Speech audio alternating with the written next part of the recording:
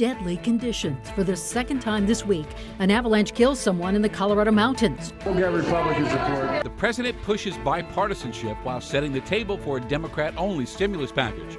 How it might impact you. And the people hit hardest by the pandemic are now being told help is weeks away. Frustrations mounting. Thousands of Coloradans have waited for extended federal unemployment benefits to make rent, feed their kids, and now they find out they must keep waiting. Benefits may not even arrive until the end of February, and our inbox is full of complaints about Colorado's new unemployment system. As Liz Gilardi shows us tonight, people are just desperate for answers. We are at Wood Spring Suites in Firestone, Colorado. Michael Trendle and his wife have been living at hotels since June, but he doesn't know what to do. He's running out of money. He was receiving pandemic unemployment assistance until his benefits ran out in early December. They need to act a little bit faster. People like Michael are left waiting for their federal benefits to restart. He's part of the Phase 2 group expecting to receive extended benefits. The Colorado Department of Labor and Employment does not have a firm date for when they plan to start the Phase 2 rollout. They're hopeful it could happen by the end of this month. But we have no answers. None. That's really going to hurt us a lot more because we're going to run through that money immediately. Dozens of people have reached out to contact Denver7, confused about their claims or wondering which phase they're even in.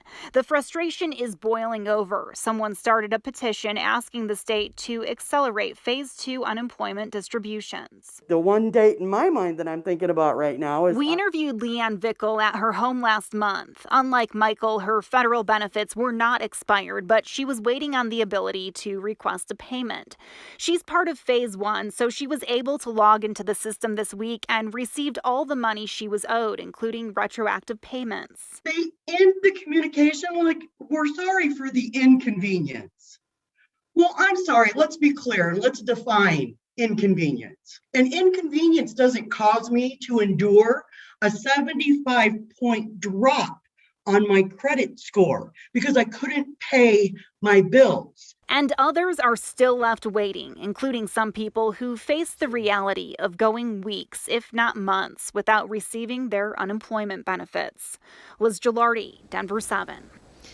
Right now, the Senate is debating some aspects of a third stimulus bill. This procedural debate will likely end in a party line vote that allows Democrats to pass a stimulus bill by themselves without any Republican votes.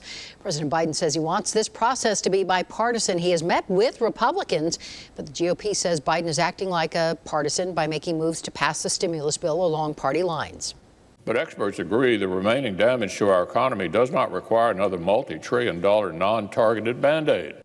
President Biden says he is standing firm on his promise of $1,400 stimulus checks. However, he says he's willing to consider limiting who can receive the payment.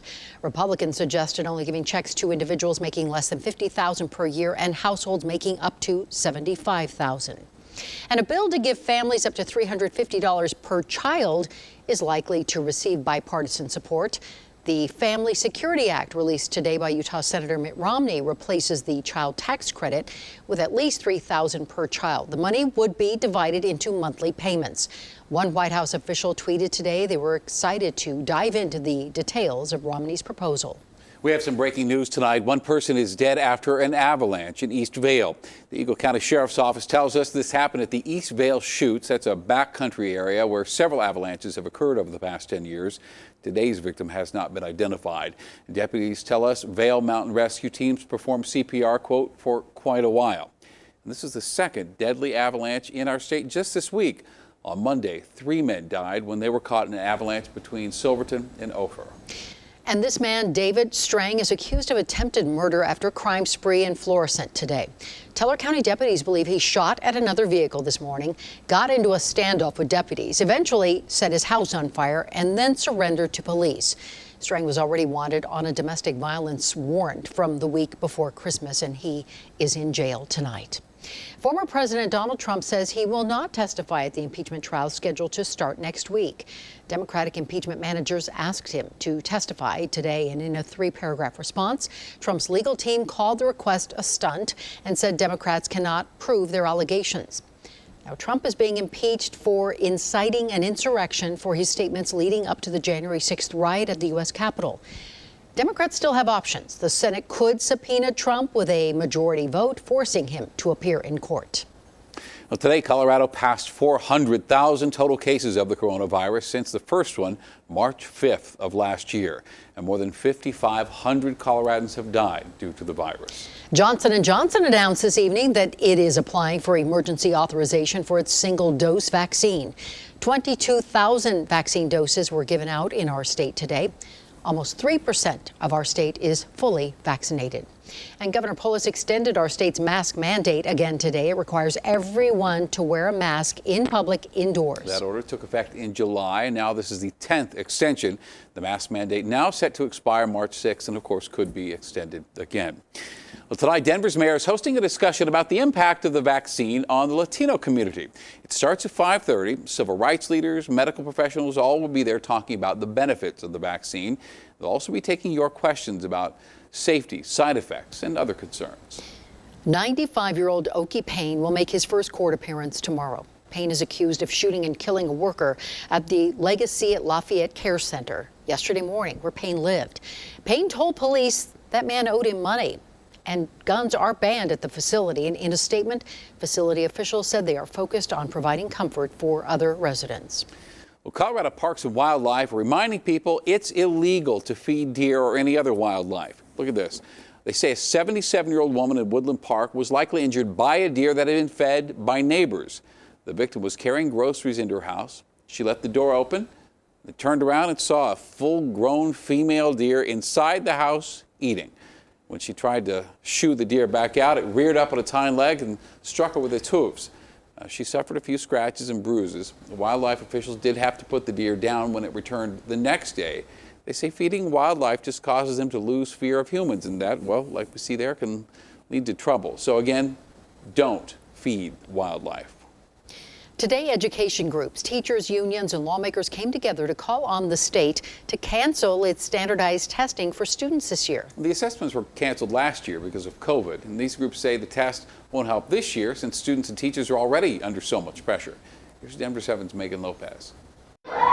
In schools across Colorado, the spring semester is normally synonymous with CMAS, a standardized test meant to assess students' progress. But thanks to COVID, last year it was canceled. The hurdles of remote learning and the virus were simply too much for districts to overcome, so Colorado got a waiver. This year, CMAS testing should be postponed until next school year. Colorado Education Association, superintendents, teachers, parents, and even lawmakers came together to hold a press conference asking once again for the state to step away from the standard of testing. We believe the wisest thing to do for our students is to focus every single second we have left this semester. They say this year's students are struggling with even more and they need time to catch up. I am deeply concerned that this testing will take away from the limited time that I have with my students. Social isolation has been really hard for them. Christy Leach is a mom of two boys who had been remote learning for months. I feel like I've kind of written off this year for any academic growth. I feel like we're just trying to maintain. She supports the idea of getting rid of standardized testing, only not just for COVID. Because of the cost, because of the stress it puts on kids and teachers. And, you know, I don't know how effective the results of a test that you're giving over 2 weeks. When the legislative session resumes this month, some Democrats are planning to introduce a bill to stop the tests this year. Others disagree, saying that in order to fix the education gaps, first we need to understand what they are and where they are. For now, students, teachers, and everyone else will have to wait to see how their spring semester shapes up. Megan Lopez, Denver7.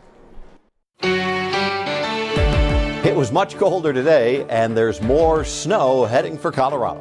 Plus the push to eliminate some student loan debt. And Denver7 goes the extra mile for a family who lost their patriarch during COVID. My dad will always be my hero.